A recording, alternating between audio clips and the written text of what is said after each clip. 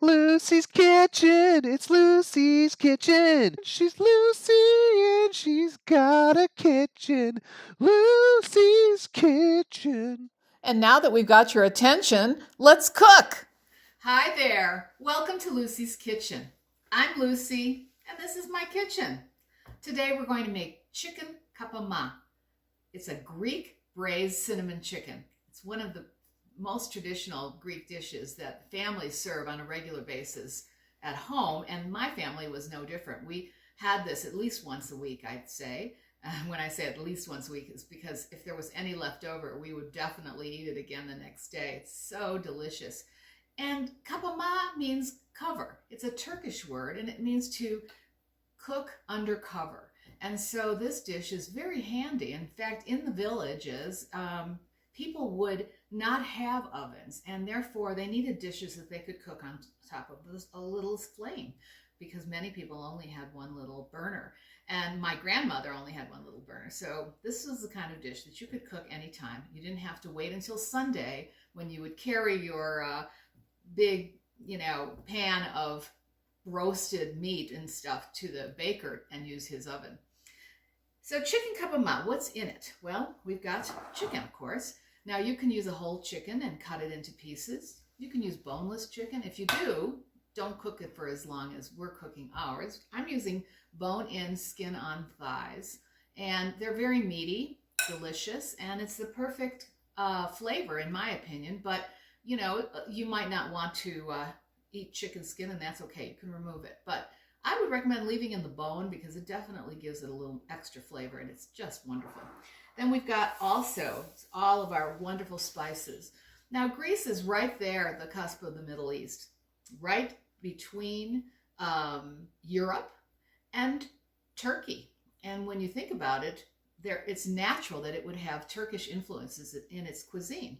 Also Italian, and also Middle Eastern, North African, you name it. But for this dish, we're looking at a little bit of Turkish influence. So we have some wonderful spices in this dish. We're going to use some whole cloves. So clovey. We've got some whole allspice. Now, allspice is an actual spice, believe it or not. It's not a big conglomeration of spices. It actually exists. And we've got some cinnamon sticks and some bay leaves, of course, garlic and Greek oregano. Now, I'm using fresh oregano, and we've chopped some up, and it's all set to go, but you can use dried oregano. As a matter of fact, you don't have to use whole spices. You can just reduce the amount of spice in the recipe if you're going to use ground to, maybe a quarter of what it calls for. We've got some tomato paste, some white wine, onions, of course, and some crushed tomatoes. And all of this is going to braise together and simmer until it just releases all of its wonderful flavor and combines into a dish that you'll just love to serve again and again. So let's go over to the stovetop and get started. Well, we're going to brown our chicken, and so I've got my heavy bottom pot heating up, and some olive oil in there also, and I'll throw in just a tad more, and now we'll just get our chicken going. We're going to start it skin side down, and we want it to be nice and brown.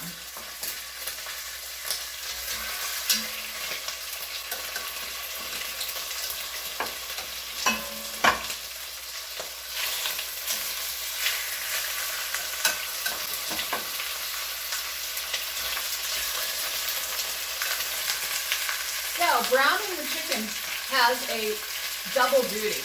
It helps to make it taste just delicious, of course, but it also helps to seal in all of the good juices that this chicken has in it. It's just going to really, seal it up, and then as it braises, it will start to, kind of, all the flavors will creep right into it. It'll be so good. But you don't have to do this, but I recommend, even if it's only a couple of minutes on each side, that you do sear it, and it does help in the full cooking process. All right, we're not making fried chicken, but we do want the skin to be pretty crispy. So I've been flipping it back and forth And it looks pretty good. Now I'm going to flip it back down. Get the other part browned a little bit more. Ooh. One of the hazards of being a cook.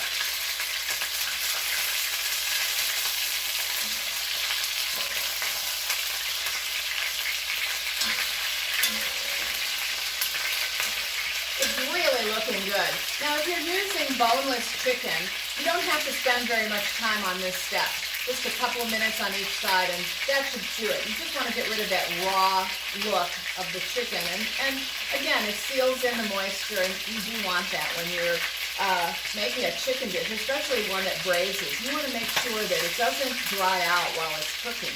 And it could. If you boil it, for example, it could, that would boil away all of the juices inside the chicken. All right, well, the chicken looks perfect now. I'm going to take it out and remove it to a plate.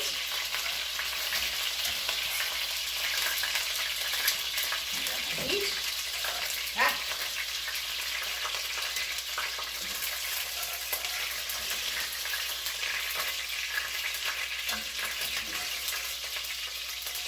All right.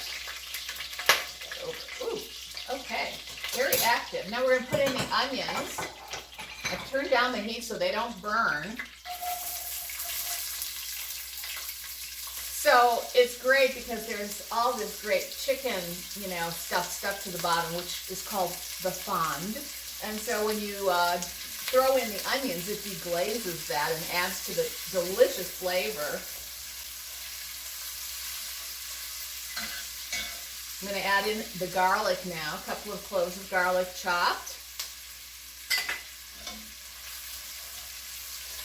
And now we can turn that back up. The onions are turning a little translucent.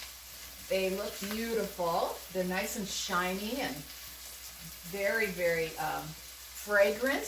So now we can add all of our good spices. Throw in the cloves and our allspice. Oh, this smells like a spice market. And then we've got some cinnamon sticks and a couple of bay leaves. And why am I doing this? Well, I'm putting the spices in first so that they have a chance just for a minute to release their flavor oils. And there's a little bit of the fresh oregano. Okay, and that's all we want to do, just a couple of minutes, or really even less than that. I'm going to put in some tomato paste. Stir that around till it kind of dissolves. And as soon as it starts to melt, add in your tomato sauce. Now what I'm using here is 2 cups of crushed tomatoes. You can use fresh tomatoes and throw them in your food processor and crush them. That way, if you want to, you can just use canned, and canned is just fine. And oh, look at that. Now look at how beautiful and thick that is.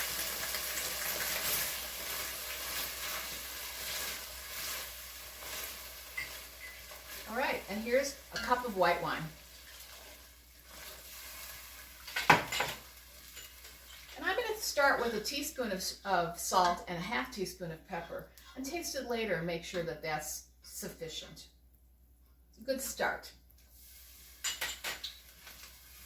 Now we've got a really beautiful thick sauce, and it's really going to be fabulous because, we're going to cook this down even more, and it's just going to just be so thick and concentrated. I'm putting the chicken right back in there, just tucking it in.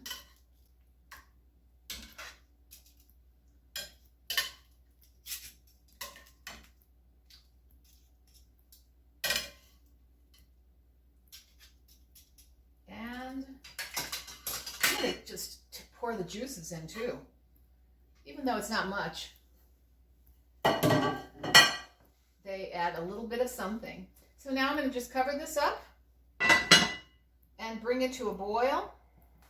And then I'm going to reduce it to the lowest temperature, let it simmer for about an hour, and we'll be able to give it a try. It'll be so good. See you then. Well, we've cooked it for about an hour and a half, and it should be absolutely tender and wonderful and ready to eat. So, are you ready? Oh, it looks incredible, doesn't it? And it smells delicious. Look at that. It is deep dark red. The sauce is cooked down and is very concentrated. Oh, this is going to be so delicious. So don't forget that sometime in the cooking process, like maybe an hour into it, you want to taste for seasonings, because you want to make sure that the salt and pepper are about right for this dish. I tasted it about an hour. And then you can also test the meat. Now, when the meat is on the bone like this one, it takes a little bit longer for it to be really tender. It cooks pretty quickly, but if you want it to be, very tender, cook it for a little longer. And this is a great dish because you can actually cook this as long as you want. You can just leave it on simmer as long as it doesn't dry out, which it won't. You're good. So anyway, here we go. We're going to taste it, and I can't wait because it looks amazing.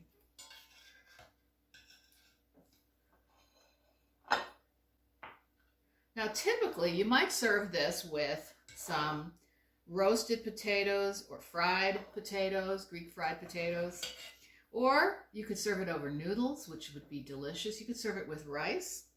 I'm just going to serve it by itself with a little parsley, a little Parmesan.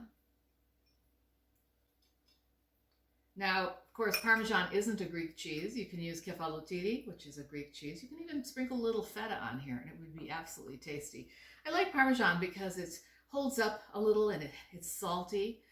There's a Greek cheese that is, as I said, is called kefalotiri, but there's also kaseri, which is another Greek cheese, and it's quite tasty. It's a little sharp, very good, and you can grate it just like Parmesan.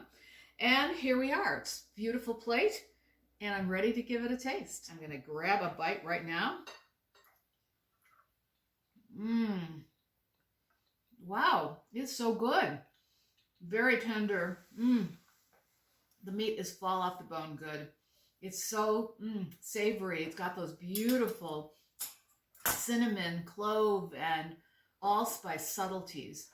Now, by using whole spices, the spicing is much more subtle as opposed to direct. You can taste it. It's absolutely there, but it isn't sharp. It's nice and mellow. It's beautiful. I can't wait to have more of this tonight, and I think my husband will also enjoy it. And that's it for today. Thank you so much for joining us here at Lucy's Kitchen. Don't forget to like and subscribe, and come back next time when we share more delicious recipes from my kitchen to yours.